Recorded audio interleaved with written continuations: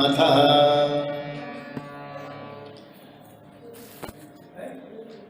प्रभु की मंगलमयी कृपा से कल हम लोगों ने गोपी गीत की भूमिका पर चिंतन किया और किस प्रकार से गोपियां भगवान श्री कृष्ण की मधुर वंशी को श्रवण करके कृष्ण के पास पहुंची, प्रभु के पास पहुंची, फिर भगवान से प्रणय निवेदन किया। उसके बाद गोपियां कृष्ण के अंतर्धान होने पर विरह के कारण व्याकुल हो गई। फिर गोपियां यमुना जी के तट पर जाकर और सुखदेव जी के शब्दों में श्री कृष्ण को ही उन्होंने गाना प्रारंभ किया। उसी को हमने गोपी गीत कहा। इसलिए यहाँ सुखदेव जी तो कहते कृष्णम जगु, कृष्ण ही इस गीत के रूप में प्रकट हुए। क्यों? थोड़ा सा चिंतन करके हम लोग आज की यात्रा में जाएंगे। पहली बात तो यह है कि कल मैंने कहा था रास पंचाध्यायी का यह बीच का अध्याय है और भगवान श्री कृष्ण भी मध्य में ही प्रकट होते हैं। आप भगवान श्री कृष्ण के प्राकट्य के दिन पर थोड़ा चिंतन करें। जब भी भगवान श्री कृष्ण के इन प्राकट्य के जो भाद्रपद कृष्ण पक्ष अष्टमी पर हम चिंतन करते हैं, आप सोचें थोड़ा सा, हम लोगों का जो महीना प्रारंभ होता है विक्रम संवत के अनुसार चैत्र से प्रारंभ होता है। चैत्र शुक्ल प्रतिपदा हमारे संवत्सर का प्रथम दिन होता है और यदि हम उस दिन से प्रारंभ करें वर्ष को तो भाद्रपद कृष्ण पक्ष अष्टमी वर्ष का प्रथम मध्यम दिन होता है पूरे वर्ष का। तो वर्ष का मध्य है। अब आप जरा सोचिए, प्रतिपदा से लेके अमावस्या तक जो 15 दिन का समय है और उसका मध्य कहाँ है? अष्टमी। वर्ष का मध्य हुआ, महीने का मध्य हुआ, पक्ष का मध्य हुआ। और आप जानते हैं भगवान का प्राकट्य बुधवार को हुआ था। तो इसका मतलब यह हुआ रविवार, सोमवार, मंगलवार, बुधवार, तो सप्ताह का मध्य हुआ। तो वर्ष का मध्य, महीने का मध्य, पक्ष का मध्य, बार का मध्य, सप्ताह का मध्य और समय का भी ठीक मध्य रात्रि 12 बजे। किसी ने भगवान से पूछा, हे भगवान, आप ये मध्य समय में प्रकट क्यों होते हैं? तो भगवान ने बहुत सुंदर जवाब दिया, मेरा निवास स्थान कहाँ है पहले खोजो।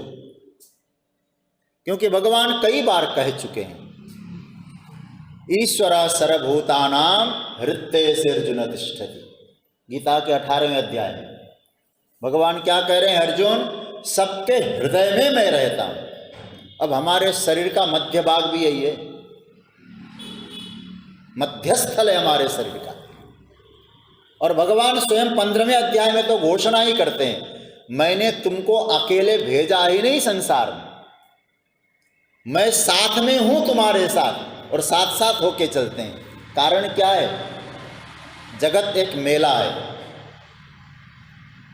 अपने माँ बाप छोटे बालक को मेले में अकेले नहीं भेजते, साथ लेकर भेजते, साथ लेकर जाते हैं। तो भगवान तो घोषणा कर चुके हैं, जो मेरे शरणागत भक्त है ना, वो मेरे पुत्र हैं, ये मेरे पुत्र हैं। रामचरितमानस में भगवान स्वयं कह रहे हैं, करहूं सदा तिनकी रखवारी, जिमि बालक राखही महतारी। तो इसका अर्थ क्या हुआ? जैसे मां अपने बेटे की रक्षा करती है, ऐसे ही भगवान कहते शरणागत भक्तों की रक्षा मैं करता हूं। तो संसार क्या है? बोले मेला है। तो मेले में अकेले हैं तो गड़बड़ हो जाएगा। इसलिए आप कभी चिंतन करना, मैं जो विषय में प्रवेश कर रहा हूं आज, थोड़ा सा चिंतन ये करना है। रामचरितमानस में लक्ष्मण जी को राम जी अकेले जनकपुर के में नहीं भेजते घूमने के लिए, बाजारों में नहीं भेजते, क्योंकि भगवान जानते हैं जीवात्मा अकेला जाएगा तो हो सकता है सौंदर्य की नगरी में इस मेले में भटक भी सकता है। तो मैं साथ में चलूंगा। कैसे चलेंगे? कहां बैठ के चलेंगे? बोले तुम्हारे मध्यस्थल में बैठ के चलूंगा। और स्वयं प्रभु कहते सर्वस्य चाहम हृदय सन्निविष्ट, संपूर्ण प्राणियों के हृदय में मैं बैठा हूं। चल भाई अब मेला देख, लेकिन इस बात का ख्याल रखना, जो एक ख्याल रखता है मेरे साथ माता पिता है, ऐसा सोच के मेला घूमता है ना, उसको कोई टेंशन नहीं। लेकिन अकेला होके जब चलता है उसको लगता है कि बड़ी समस्या आ रही है। तो जो साधक अपने जगत के पिता जगन माता परमात्मा को साथ में लेकर समझता है हम संसार में घूम रहे हैं, उसको कोई दिक्कत नहीं है, क्योंकि भगवान कहते तुम्हारे हृदय में तो मैं बैठा हूँ, अकेला नहीं भेजा हूँ। तो परमात्मा की अनुभूति करके क्या अनुभव करना है? एक सूत्र याद रखना, भगवान मेरे साथ है, मेरे सर पर उनका हाथ है। ये अनुभूति करके जब संसार रूपी मेले में घूमने चलेंगे ना, तो ऐसे साधक को कभी घबराहट नहीं होगी, क्योंकि भगवान हमारा हाथ पकड़ के जा रहे हैं। तो सज्जनों, भगवान मध्य में प्रकट होते हैं, और मध्य में जो है वही कृष्ण है, हमारे हृदयस्थ है। हाँ, ये जरूर है, कईयों के प्रकट होते हैं, कईयों के हो नहीं पाते। प्रकट होने का मतलब क्या है तो सबके हृदय में। अनुमान है या अनुभव है? हम लोग तो अनुभव के आधार पे कम चल रहे हैं ना, कह दिया होगा इसलिए चलो मान लेते हैं। लेकिन वो अनुमान जब अनुभव में उतर के आ जाए तो समझ लेना आपके दिल दिमाग में कन्हैया का प्राकट्य हो गया, फिर आप घूमिए, आपको कोई फर्क नहीं पड़ता। तो परमात्मा कह रहे हैं कि गोपी गीत क्या है? गोपी गीत हृदय की भावना। हृदय में कृष्ण प्रेम जब उत्कंठित हो जाए, कृष्ण प्रेम एकदम अति हो जाए, अब वो अभिव्यक्त कैसे हो? तो अभिव्यक्त होने के लिए ये कृष्ण का जो दिव्य प्रेम हृदय में व्याकुल था, विराट था, छलछला रहा था, वो गीत के माध्यम से प्रकट हो गया। कहाँ प्रकट हुआ? मध्य से प्रकट हुआ। इसलिए गोपी गीत मध्य से, मध्य में। तो श्री कृष्ण प्रेम की छलछलाहट ये प्रकट होने लगे, अभिव्यक्त होने लग जाए, इसी का नाम है गोपी गीत। तो भगवान को गाया, भगवान का अनुभव करते हुए कृष्ण को ही गाया है। तो गोपी गीत को भी हम क्या समझें? ये कोई गीत मात्र नहीं है, गोपी गीत श्री कृष्ण का ही स्वरूप है, क्योंकि भगवान मध्य में रहते हैं और गोपी गीत रास के मध्य में। इसलिए तो बिंदु गोस्वामी बिंदु जी महाराज कहा करते थे, कन्हैया मेरे दिल में है, मैं अनुभव कर रहा हूं। बहुत सुंदर भाव। बोले क्या, कैसे अनुभव कर रहे हैं आप? तो गोस्वामी बिंदु जी का बड़ा सुंदर भाव यह है, जब कन्हैया को याद करता हूं ना, नंद नंदन नटवर नागर को याद करता हूं, मेरे नेत्रों से आंसू आने लगते हैं। उनका बहुत सुंदर भाव है। दृगबिंदु एक कहते हैं, आंखों के आंसू खबर दे रहे हैं मुझे दृगबिंदु ये कहते हैं, बिंदु शब्द जरा कैसे नजाकत से रखा उन्होंने। दृगबिंदु आंखों के जो बिंदु हैं, अश्रु है, ये कह रहे हैं घनश्याम है दिल में। दृगबिंदु ये कहते हैं घनश्याम है दिल में। घनश्याम न होता तो ये बरसात भी न होती। ये वर्षा हो रही है तो कन्हैया हमारे दिल में बैठा है। बस यह है गोपियों की तरह भाव हो, गोपियों की तरह हृदय की छलछलाहट प्रकट हो जाए, तो गोपी गीत हमारा जीवन बन जाए, तो कन्हैया को प्रकट होने में देरी नहीं लगेगी, फिर कृष्ण प्रकट होगा। इसलिए गोपी का जो दिव्य प्रेम है वो गोपी गीत के माध्यम से कन्हैया ही इस प्रेम में प्रकट हुआ है। तो कल हम लोग कुछ चिंतन की यात्रा में थे और कल भूमिका पर ही एक तरह से चर्चा हुई और गोपियों के मन में भाव था कब हमारा कन्हैया हमारे लिए बंसी बजाए और हमको बुलाए।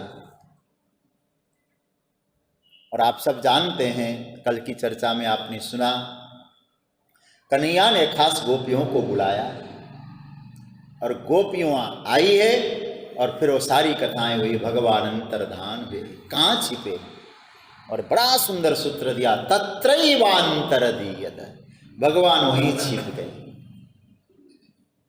वहीं छिपे हैं।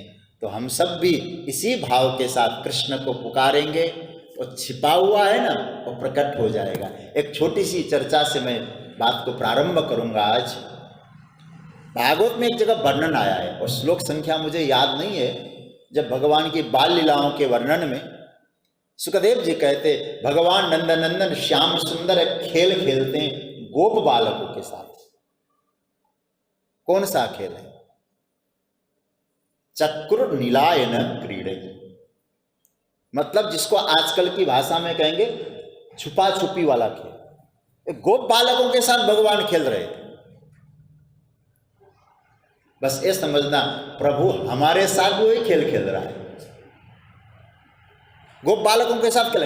और आप सब जानते हैं, बचपन में आपने खेला होगा शायद, भले वृद्धावस्था में आपको कहने में ऐसा भी खेल होता है, लेकिन बचपन में हमने खेला है, हमने भी खेले हैं। तो आप जरा सोचिए, छुपा छुपी में क्या होता है? कहते तुम चोर हो, ऐसा बोला जाता है ना, वो चोर हो तुम, अब चोर बन गया हो, अब बाकी क्या है? बाकी सब छिप जाओ, आप छिप जाओ कहीं। और खोजते फिरता है, कहाँ है कहाँ है, वो चोर बन के खोजता है। और जिसको पाता है कहा कि अब तुम चोर बने, अब क्या करना है? बोले अब तुम्हारा काम है हमें खोजना। तो जो छिपता है उसको पाया जाता है, उससे कहा जाता है तुम हमें खोजो। बस यही संसार का नियम है, यही परमार्थ का भी नियम है, इस खेल का नियम यही है। भगवान कह रहे हैं मेरा काम ही है, क्योंकि भगवान कहते मुझे चोरी कहा जाता है। ब्रजे वसंतम नवनीत चौरम, तो चोर नवनीत को चुराता है, गोपियों के कपड़ों को चुराता है, शरणागत भक्तों के पापों को चुराता है। इसलिए तो क्या कहा जाता है? चौराग्रगण्यम, चोरों में अग्रगण्य है भगवान हमारे प्रभु। तो क्या कह रहे? अब हम लोग छिपे थे, कहाँ छिपे थे?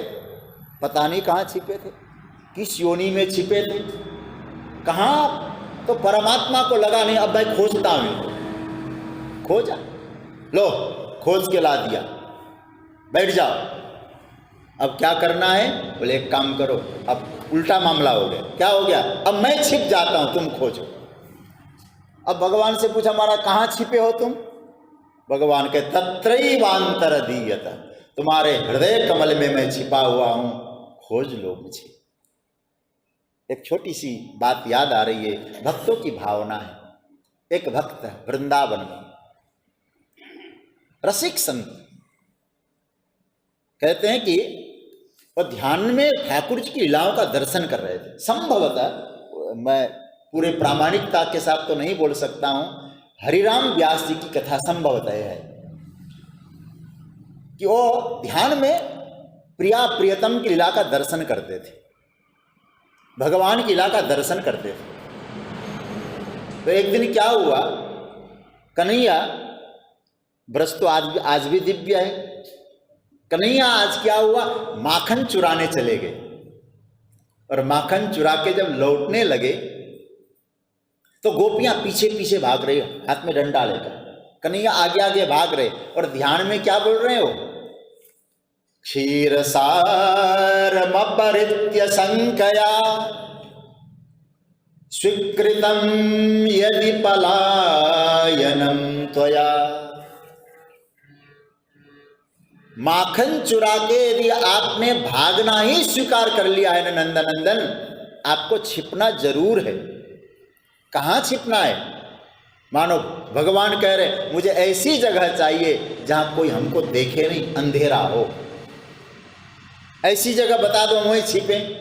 और भक्त कह रहा है प्रभु एक जगह ऐसी बता दे कोई आएगा ही नहीं, अंधेरा ही अंधेरा है। मानसे मम नितांत तामसे, महाराज मेरा मन इस संसार के वातावरण अज्ञान के अंधकार से ऐसा ढका हुआ है, वहां प्रकाश की किरण कभी फूटती नहीं है, इसलिए मेरे मन रूपी अंधकार में आके बैठ जाओ कन्हैया। कथम न लीय से, क्यों नहीं लेते, तो परमात्मा हृदय में है, ये केवल अनुमान न बने, ये अनुभव बने। यही गोपी गीत का सार तत्व है, ये अनुभव बन जाए। अनुभव का मतलब है हमारी प्रत्येक क्रिया में कन्हैया की खुशबू प्रकट हो रही है। हम बोलते हैं ऐसा लगता है कन्हैया भीतर बैठकर गुनगुना रहा है। हम बोलने से पहले वो समझ जाता है, हम जब सुखी होते हैं उससे पहले वो सुखी होता है। हमारे साथ इतना सन्निकटता है उसकी, हमारे हृदय में बैठा है, सब संचालन करता है। ध्रुव जी ने बहुत अच्छी बात कही, योऽन्तः प्रविश्य मम वाचमिमां प्रसुप्तां, सोई हुई वाणी को, हमारी चेतना को प्रकाशित करने वाला वो परम तत्व श्री कृष्ण। और इतना ही नहीं, संजीवयत्यखिल शक्तिधर स्वधाम्ना, हमारे संपूर्ण शक्ति को संजीवित कर रहा है, सक्रिय कर रहा है, और प्राणों का भी प्राण है। ऐसे भगवान श्री कृष्ण को खोजना है हमें। कैसे खोजें, मध्य में खोजें, तो गोपी गीत मध्य में है। तो गोपी गीत आप गाएं, ऐसा लगेगा श्री कृष्ण ही भीतर बैठकर मुस्कुरा रहा है, कन्हैया नृत्य कर रहा है। तब आपको कन्हैया का अनुभव होगा, केवल अनुमान नहीं होगा। तो गोपियां गाती है। कल केवल पहले श्लोक का मैंने अर्थ बताया था। ये 19 श्लोक कनक मंजरी छंद में है। थोड़ा सा आप ध्यान देंगे इन श्लोकों पर। आज हम यहीं से प्रारंभ करेंगे। देखिए इस श्लोक की विशेषता हमारे आचार्य ने कई रूपों में बताया। पहली बात तो यह है, ये जो जयति जो शब्द है, 2-3 बातें कहते हैं कि संस्कृत में भागवत में कई जगह ज शब्द से प्रारंभ हुआ। ज, भागवत का प्रारंभ भी ज से ही हुआ है। जन्माद्यस्य तोन्वयादितरतस्य, गोपी गीत भी ज से प्रारंभ हुआ। और साहित्य के आचार्य क्या कहते हैं, ज अक्षर दग्धाक्षर, दग्ध से अर्थ है जलाने वाला। इसलिए कोई ग्रंथ का प्रारंभ है वो ज से प्रारंभ नहीं करना चाहिए, ऐसा कई नियम है। लेकिन भागवत भी दग्धाक्षर, वो विषय अलग है। लेकिन यहां जो दग्धाक्षर क्यों,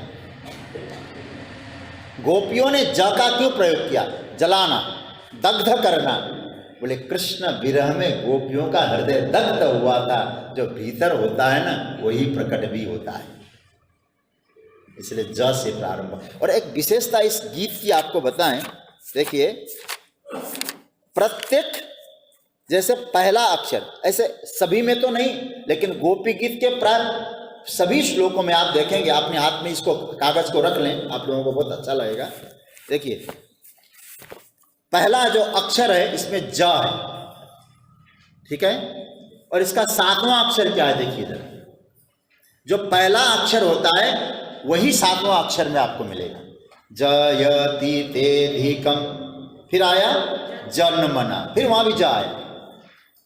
फिर आगे देखिए श्रयत इंदिरा, श्र से चालू हो गया, श्रयत इंदिरा, श, यहाँ श से चालू हुआ, फिर सातवां अक्षर भी श, और दई दृश्यता दिक्षु, वहां भी द, तो पहला अक्षर उसका सातवां अक्षर वही है।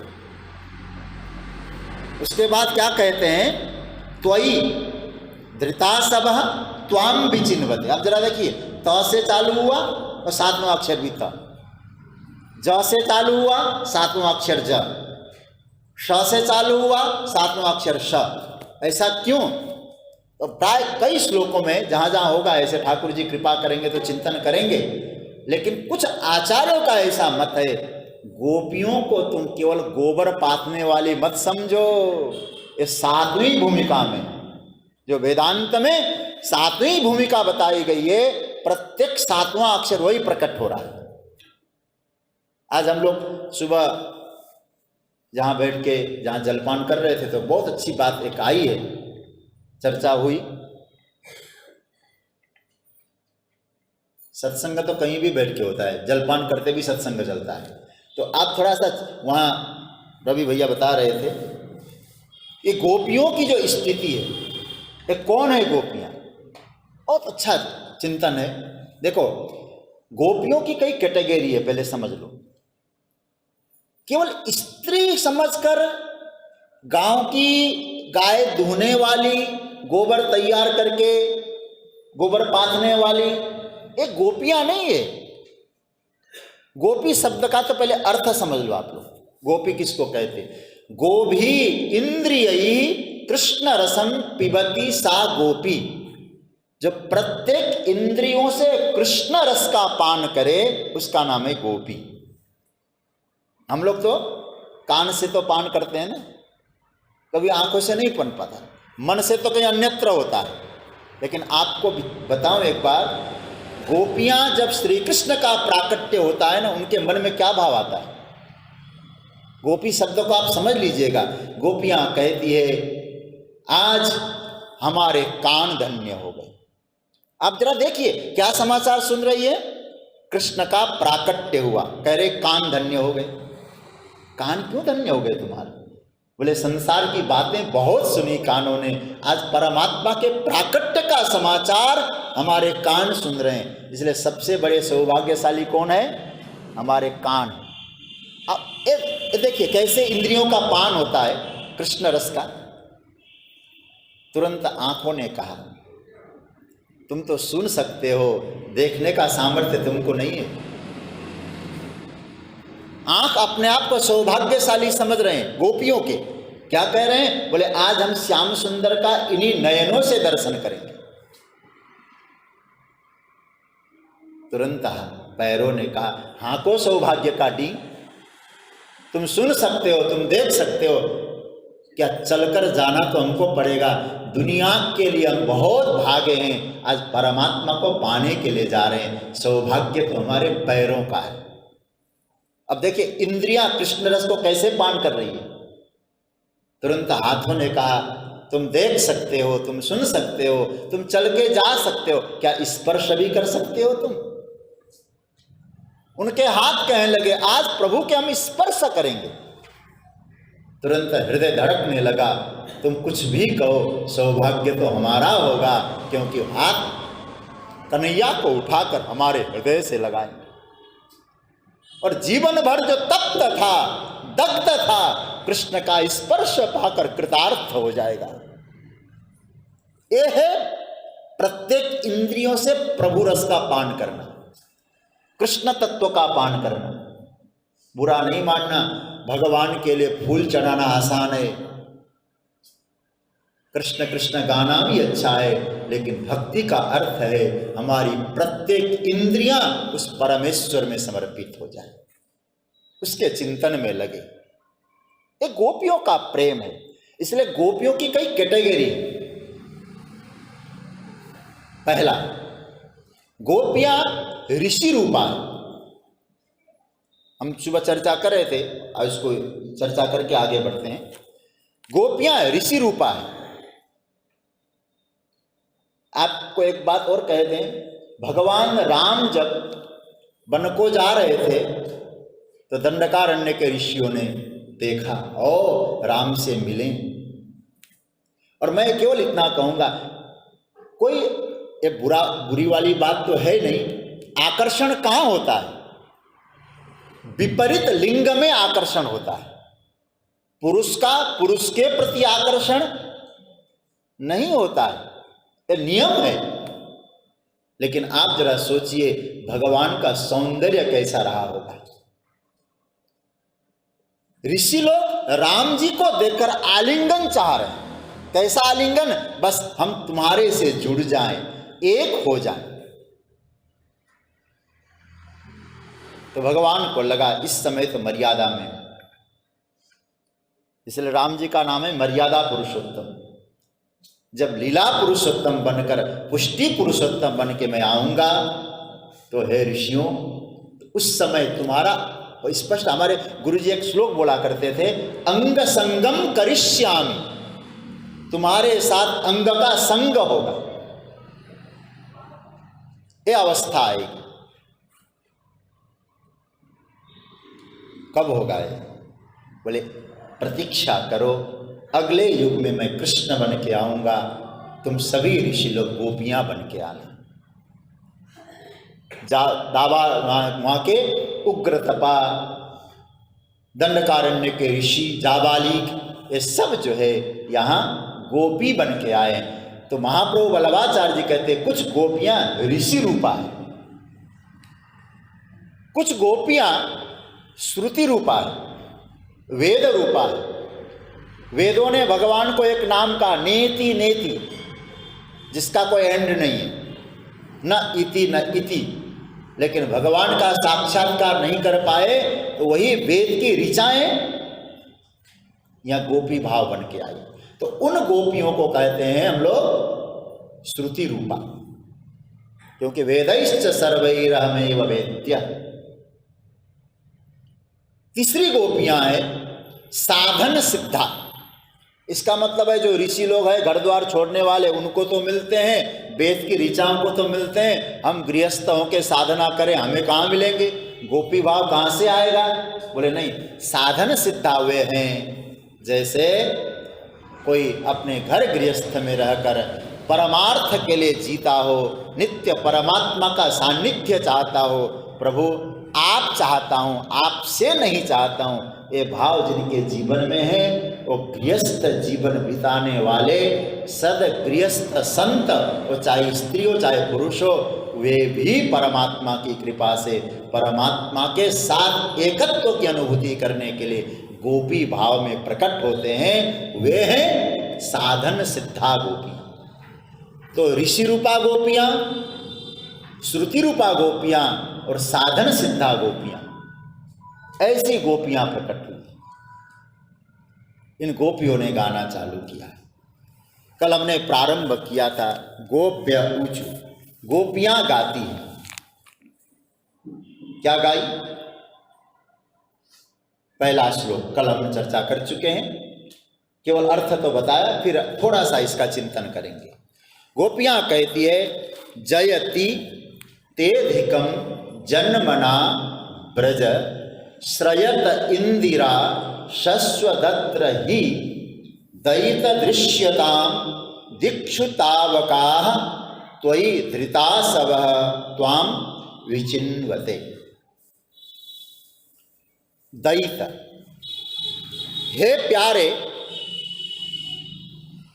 आपके आने से ब्रज की महिमा बड़ी है। यहां से गोपियों ने गोपी गीत प्रारंभ किया। ते जन्मना ब्रज अधिकम जयति। और यहां इंदिरा क्या करती है? शश्वत श्रयते, हमेशा इंदिरा मतलब लक्ष्मी ब्रज का आश्रय लेती है। अच्छा भाई, फिर क्या कहती है? हे प्रभु दृश्यताम, तुम दिखाई पड़ो, देखो हमें। बोले क्यों देखें? बोले तावका, हम तुम्हारी हैं और तुम्हारी है और तुम ही न देखो। ये तो ऐसी बात हो गई, हम किसी के बने वही हमको न देखे। गोपियां कहते देखना तो पड़ेगा क्योंकि हम तुम्हारी हैं। अच्छा, त्वयि धृता सबह, असवह, हमारे जो प्राण है त्वयि, आप में ही हैं, और त्वाम विचिन्वते दिक्षु, दिशाओं में तुमको ही खोज रहे हैं। इसका अर्थ है तुम दिखाई पड़ो, तुमको खोज रहे हैं, तुम दिखाई पड़ो। संबोधन क्या बताया था कल मैंने, क्या इस श्लोक में भगवान के नाम, भगवान का नाम क्या है संबोधन में? दयित। अलग अलग श्लोकों में अलग अलग भगवान का संबोधन है, और कई श्लोकों में दो दो संबोधन है। यहां भगवान के लिए गोपियों ने कहा दयित। देखो भाई, हे प्यारे, कभी कभी ऐसा होता है ना, किसी को मनाना हो ना, गोपियों के भाव मन में आया कि कहीं हम हमसे न रूठ गए हों, रूठे हुए को तो मनाना पड़ता है। रूठे हुए को मनाने के तरीके गोपियों को मालूम है, कैसे मनाया जाता है।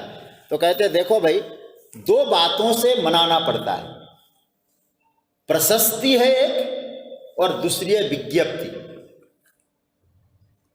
प्रशस्ति मतलब जैसे आप साधारण समझ लो, गोपियां कन्हैया के बारे में कह रही है तुम कितने महान हो, तुम्हारे कारण ही तो महाराज ब्रज आनंदित है। अब इसको साधारण रूप से समझें, हमारा बालक कभी रूठ जाए ना तो माता क्या कैसे मनाती है, बेटा अरे तू कितना प्यारा है, क्यों रूठ गया है। पति पत्नी में भी हो सकता है, पत्नी रूठ जाए तो पति ऐसे मना सकता है, तुम न हो तो घर का शोभा भी, घर की शोभा बिगड़ जाए, तुमसे ही तो घर की शोभा है। तो भगवान यहाँ यही तो बात गोपियां कह रही है, तुम्हारे कारण ही तो ब्रज की महिमा है, ब्रज है, तुम हो तो ही तो ब्रज है, तुम रूठ गए हो ना, इसलिए हम तुम्हें मनाने आ रहे हैं। हे गोविंद, विज्ञप्ति क्या है? विज्ञप्ति में ये होता है, पहले तो समझाया जाता है तुम मत रूठो, तुम्हारे कारण ही तो सब कुछ है। उसके बाद क्या कहते हैं, बोले एक कर दो ना, यही कह रहे हैं। पहले तो कहा कि तुम्हारे कारण ब्रज की महिमा है, अच्छा मैं क्या करूं? बोले दिखाई पड़ो। पहले तो मनाया और कहते अब दिखाई पड़ो, अब विज्ञप्ति है। देखो, आप न होते तो ब्रज की शोभा नहीं होती, ऐसी बात नहीं, आपके आने से ब्रज की महिमा बढ़ी। देखो थोड़ा सा चिंतन करना है, एक शब्द का यहाँ एक एक शब्द पकड़ना है। गोपियां प्रारंभ में क्या कहते, जयति तेधिकम जन्मना ब्रज, किसकी शोभा बढ़ी है? ब्रज। और कल मैंने ब्रज के बारे में क्या बताया था, याद है? ब्रह्मा, किसी को याद है? ब्रह्मा श्री कृष्ण के चरणों का रज, ये है ब्रज। अब थोड़ा सा और चिंतन करना। देखो, ब्रज शब्द केवल भौगोलिक स्थिति को देखकर अर्थ मत लगाना, क्योंकि भागवत की जो भाषा है ना, ये समाधि भाषा है। क्या कहना चाहते हैं भगवान, गोपियां क्या कहना चाह रही है? देखो, ब्रज के बारे में बताया है, मध्य गोवर्धनम यत्र। आप ध्यान से समझना, ब्रज क्या है। यहां जब जन्मना ब्रज, ब्रज का मतलब मध्य गोवर्धनम यत्र, गोवर्धन जहां बीच में है और गोवर्धन के आसपास सब कुछ। कितना? स्कंद पुराण का श्लोक है, पंच योजन विस्तीर्णो वनम में देह रूपकम। गिरिराज गोवर्धन से 5-5 योजन दूर। आप जानते क्या कहते हैं इसको? ब्रज 84। ब्रज 84 परिक्रमा जो बोला जाता है ब्रज में, क्या है? बोले केंद्र में कौन है? बोले गिरिराज। गिरिराज गोवर्धन से 5-5 योजन विस्तीर्ण, पंच योजन विस्तीर्णो वनम में देह रूपकम, ये ब्रज है। अभी हम चर्चा करेंगे ब्रज के विषय में। और याद रखना, फिर मैं कह दूं, कोई स्थान विशेष नहीं है, भौगोलिक स्थान से ये चाकू लिया है ये तो मान सकते हैं, लेकिन आप कहेंगे ये सीमा के भीतर जो कुछ है ब्रज है, ये नहीं होगा। हमारे आध्यात्मिक चिंतकों ने ब्रज के बारे में बहुत अच्छा अर्थ किया है। ब्रज किसको कहते हैं? एक बहुत अच्छा सूत्र मिला है, एक प्रबोधानंद सरस्वती नाम के बहुत अच्छे चिंतक हैं, उनके साहित्य में एक सूत्र मुझे प्राप्त हुआ, आपके सामने वो प्रस्तुत कर रहा हूं। यत्र प्रविष्ट सकलोपि जंतु आनंदम सच्चित आनंद घनताम उपैति इति ब्रजः। देखो ये वेदांत का भी सूत्र बोला जा सकता है। जहां प्रवेश करके साधक सच्चित आनंद, क्या है? सच्चिदानंद, उसको प्राप्त कर सकता है, उसका नाम है ब्रज। तो भगवान को ही ब्रज का रूप माना गया है। ब्रज और कोई नहीं है, श्री कृष्ण का ही श्री विग्रह है ब्रज। क्यों? वहां जाकर व्यक्ति उसको पाता है। एक बात और ध्यान देना, कई बार ऐसा होता है ना कि ये इसका है या नहीं, इसके लिए आजकल कहा जाता है ना, तू इसका पुत्र है क्या नहीं, केवल संपत्ति के लिए बेटा बना है क्या, केस कर दूंगा। और केस कर दिया, और केस कर दिया तो क्या करते हैं, बोले एक काम करा, डीएनए टेस्ट करा। आजकल आता है ना डीएनए टेस्ट। अब हमें भी एक टेस्ट कराना होगा। बोले क्या? हमें भी अपना डीएनए टेस्ट कराना है। बोले क्या? उस परमात्मा से तुम्हारा क्या संबंध है, उसके हो कि नहीं हो। और याद रखना, संसार के हो या न हो, डीएनए फेल भी हो सकता है, लेकिन परमात्मा के 100% हो, ये डीएनए में पास होके आएगा। डीएनए कैसा मैच खाता है, आप जरा सोचिए। प्रबोधानंद सरस्वती कहते हैं ब्रज कृष्ण का स्वरूप है, और तुम्हारा स्वरूप क्या है? सत चित और आनंद। समझ रहे ना बात को? सच्चित आनंद। अब आप जरा सोचिए, सत चित आनंद, सत का मतलब क्या है? जो हमेशा रहता हो, उसका नाम है, बोलो ना, सत। अब दुनिया में ऐसा कौन व्यक्ति होगा जो कहता मैं मरना चाहता हूं, जीना? कल भी मैंने कहा था ना, कृष्ण है इसलिए जीना चाह रहे हैं, जिजीविषा है, तो हम जीना चाहते हैं। इसका मतलब है पहले डीएनए टेस्ट में मैच खा गया। बोले वो सत है और हम भी रहना चाहते हैं। दूसरा, अच्छा हम हैं यहां, आप लोग यहां हैं, इस होने में आपको क्या प्रमाण की जरूरत है? मैं हूं, इसका क्या प्रमाण चाहिए आपको? चाहिए क्या किसी प्रकार का प्रमाण? नहीं चाहिए। आप हैं, ये स्वतः प्रमाण है, इसका नाम है चिद। सत मिल गया, चिद मिल गया, आप हैं। अच्छा एक बात और कहें, दुनिया में ऐसा कौन प्राणी होगा जो कहता है हे भगवान हमको दुख दे दो? कोई मिलेगा? आरती भी करते हैं तो सुख संपत्ति घर आवे, यही तो आरती है। सुख चाहते हैं तो सुख को ही आनंद कहा गया। तो हमारा भगवान कौन है? सद चिद आनंद। हम सुख चाहते हैं तो हमारा आनंद स्वरूप बना कि नहीं बना? तो आप जरा बताइए, भगवान से हमारा डीएनए मैच खाया कि नहीं खाया? तो प्रबोधानंद सरस्वती जी कह रहे हैं कि ब्रज का अर्थ है कि भगवान और तुम भगवान के हो, ये समझ लो। इसलिए गोपियां क्या कह रही? तावका, हम दूसरे की हो ही नहीं सकती कन्हैया, संसार की हो ही नहीं सकती, जब भी होंगी और रही है तुम्हारी ही रही। तो ब्रज का एक अर्थ है भगवान, सच्चिदानंद घन। स्कंद पुराण में एक और श्लोक आया है ब्रज के विषय में। ब्रजनम व्याप्तिरित्युक्ता व्यापनात् ब्रज उच्यते। इसका अर्थ है, ब्रज का अर्थ का व्यापनात् ब्रज, जो व्यापक तत्व है उसका नाम है ब्रज। संकीर्ण और सूक्ष्म नहीं, जो व्यापक है। देखिए क्या लिखा है, गुणातीतम परम ब्रह्म व्यापकम ब्रज उच्यते सदानंदम परम ज्योति मुक्तानाम पदम अव्ययम। जो व्यापक तत्व है और मुक्तों का, सिद्धों का जो निवास स्थल है, उसका नाम है ब्रज। अब कोई संस्कृत का व्याकरण का पढ़ा हो ना, तो क्या गया, ब्रज का मतलब क्या है, बोले ब्रज गतौ, जो चलता है वो ब्रज है, चलने वाला।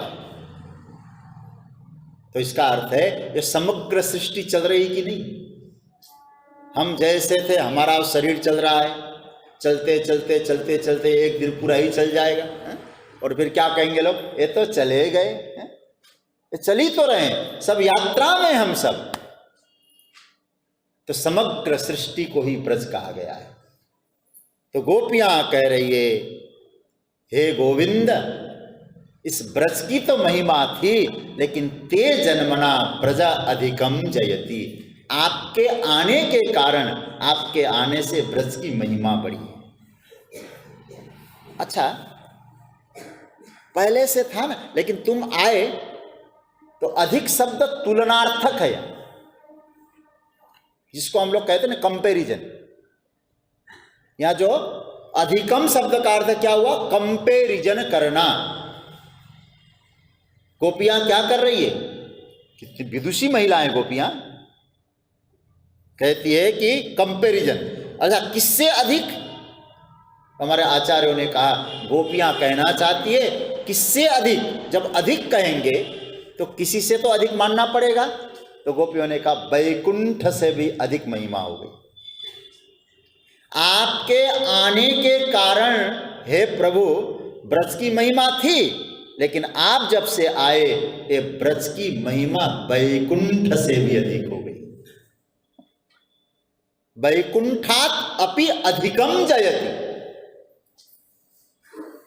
अच्छा भाई, वैकुंठ से अधिक क्यों? आपने नाम सुना ही होगा, ब्रज के विभूति स्वामी श्री हरिदास जी महाराज, ब्रज के विभूति। जो भी संगीत में रुचि रखता है उसे मालूम है हरिदास संगीत अवार्ड, वो उसको मिल जाए तो कहेगा बस संगीत की साधना पूरी हो गई। वो एक भाव उनका है। क्या लिखते हैं वो, ये हरिदास जी का पद है, वृंदावन वैकुंठ। ध्यान देना, वृंदावन और वैकुंठ में बड़ा कौन है और छोटा कौन है, आप तुरंत पकड़ लेंगे। क्या कह रहे हैं, वृंदावन वैकुंठ दो तोलई है हरिदास। एक तराजू लिया है हरिदास जी ने, कह रहे हैं कि मैंने तोला है, संतों की वाणी है। क्या रखा, बोले एक तराजू पे क्या रखा, बोलो ना, ब्रज को रखा वृंदावन, और दूसरे तराजू पे वैकुंठ। कहते हैं वृंदावन वैकुंठ दो तोले है हरिदास, भारी सो धरती रहो हल्को गयो आकाश। जो भारी था वो तो यहीं रह गया, और जो हल्का था वो कहाँ गया, आकाश में उड़ गया। और क्या कहते, भगवान का धाम तो ऊपर है ना, ये ऊपर के लोक में है, हल्का था इसलिए ऊपर गया। हमारा वैकुंठ तो इतना भारी है तो यहां रह गया। तो भारी होता है उसकी महिमा होती है। तो इसलिए कहते हैं ब्रज की शोभा वैकुंठ से भी बढ़कर हो गई। क्यों हो गई, दो चार बातों पर चिंतन करना। देखो, पहली बात, वैकुंठ में जो भगवान का स्वरूप कैसा है, चतुर्भुज रूप में ठाकुर जी रहते हैं। और भगवान का ब्रज में कैसा स्वरूप है, दो भुजाओं वाला। और वैकुंठ में जो ठाकुर जी का स्वरूप है ऐश्वर्य स्वरूप है, और ब्रज में गोविंद का स्वरूप माधुर्य स्वरूप है। पहली बात, ब्रज से महिमा क्यों? अच्छा, वैकुंठ से क्यों महिमा है? वैकुंठ पहुंचना सबके लिए आसान नहीं है, और जो वैकुंठ गया दोबारा आया कि नहीं मालूम भी नहीं। इसलिए जो वैकुंठवासी हम लोग किसको कहते हैं, जो गया, जाते हुए तो देखा पर आते हुए नहीं देखा। लेकिन ब्रज कैसे, आहा, ब्रज की महिमा बता रहे हैं। यहाँ क्या है, यहाँ सरल है पहुँचना। और देखो वैकुंठ में गए भी ना, सरलता से दर्शन नहीं हो पाता ठाकुर जी का। बहुत, जैसे अब देखो दिल्ली जाओ, प्रधानमंत्री से मिल पाते हैं क्या सब? राष्ट्रपति से मिल पाते हैं क्या? वो तो राष्ट्रपति का भी बाप है। वैकुंठ में जब अपने भवन में रहते हैं ना भगवान, बहुत प्रोटोकॉल फॉलो करना पड़ता है। कहते हैं वैकुंठ के कई द्वार होते हैं, तब जाकर भगवान मिलते हैं। और हमारे भागवत में तो ऐसा लिखा है, सनकादियों को भी दिक्कत हो जाती मिलने में। उनके द्वारपाल कहते बाहर हो जाओ, पहले द्वारपालों को मनाओ, वो करो। और कहते हैं हमारे संत कहते हैं सारे प्रोटोकॉल को इतना फॉलो करना पड़ता है। और यहाँ ब्रज में क्यों ऐसा है? ब्रज में तो उससे मिलना चाहो या न चाहो वही आकर मिलता है। कैसा हुआ? भागवत में इसका प्रमाण है। देखो श्रीमद् भागवत में जब ब्रह्मा जी स्तुति करते हैं, धर्म सम्राट स्वामी करपात्री जी महाराज जब इस श्लोक को गाते थे, मस्ती में बोला करते थे, वैकुंठ में भगवान के भक्त शरणागत होते हैं। लेकिन यहाँ क्या होता है? भगवान कहते अहो भाग्यम, ब्रह्मा जी कहते अहो भाग्यम, अहो भाग्यम, दो बार, नंद ब्रज, नंद गोप ब्रजौकसा यन मित्रम परमानंदम पूर्णम ब्रह्म सनातनम। ब्रह्मा जी कहते महाराज, जब मैं बछड़ों को छिपाने आया था, ऊपर से मैं देख रहा था और आप क्या कर रहे थे? भगवान ने कहा क्या कर रहा था? कहते हैं ब्रजवासी लोग भागे जा रहे थे और आप उनके पीछे पीछे जा रहे थे और कहते अरे भैया मुझे अपने साथ रख लो, अपने साथ रख लो, मैं तुम्हारे साथ रहना चाहता हूं, क्या बनाओ? बोले मुझे मित्र बना लो। ब्रह्मा जी कहते आश्चर्य होता है सरकार, बड़े बड़े ऋषि मुनि लोग आपको पाने के लिए लालायित रहते, एक बार आपकी स्फुरना हो, आपकी झलक हो और आप इन गोप बालकों के पीछे भागे जा रहे हैं। और क्या कहते, मुझे अपना बनाओ, मुझे मित्र बनाओ, मैं तुम्हारे पक्ष से रहना चाहूंगा। ये क्या है? ये वैकुंठ में संभव है क्या? इसलिए ब्रह्मा जी कहते मैं तो ब्रह्मलोक से उतर के आया हूं, वहां नहीं मिला तो यहां दर्शन कर रहा हूं। क्या हो रहा है?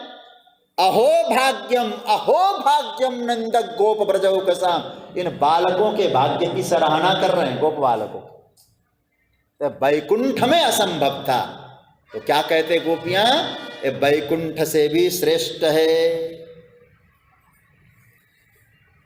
और देखो भाई, वैकुंठ की बात भी छोड़ दो, यहां भी कहीं दर्शन करने जाओ ना, दर्शन करो, क्या कहते जल्दी जल्दी जल्दी निकलो आगे। और एक मंदिर तो ऐसा है 4-5 घंटे लाइन में लगो और वहां जाने के बाद गोविंदा गोविंदा गोविंदा गोविंदा। कहाँ लाइन लगी है? 24 घंटे से लाइन लगी रहती है। क्या स्थिति है? और वहां उनका दर्शन छोड़ दो, वो हमसे मिलना चाह रहे, इसलिए प्रजा जयति, ब्रज सर्वदा जयति, ते जन्मना ब्रज अधिकम जयति। एक सेकेंड, ये हमारा बंद हो गया, पता नहीं।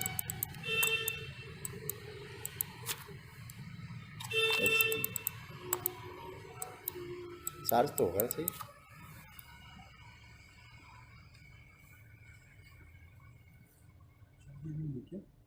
नहीं चार्ज तो था, चल ही रहा था, अचानक बंद हो गया।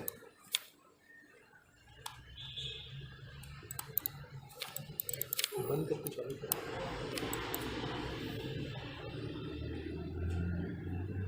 ये झंझट है भी।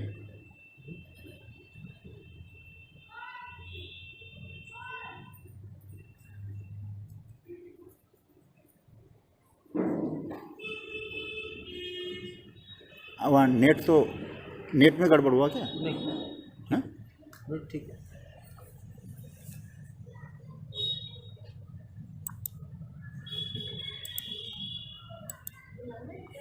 नहीं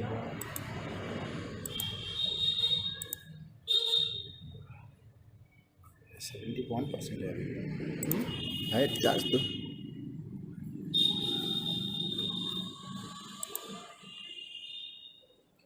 क्षमा, अभी आप एक भजन सुनाता हूँ, अभी रुकिए, वो चालू हो जाए।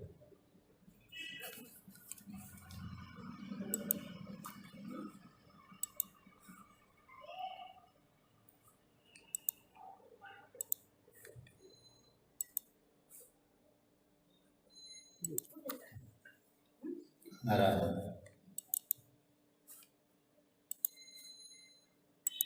मैसेज वो नहीं खोल रहे हैं।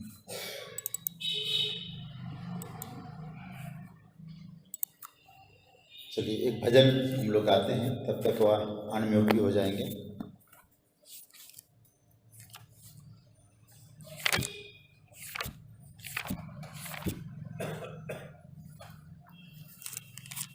नारायण नारायण नारायण, कौन है कुछ पता नहीं।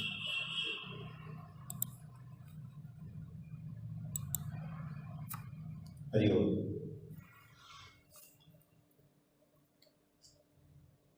एक बार उनको फोन कर दीजिएगा जरा, आपके पास है ना मनोज जी का नंबर, एक बार कर दीजिएगा।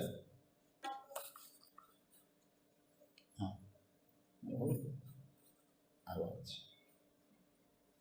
सुशील जी लिख रहे हैं, आवाज नहीं आ रही।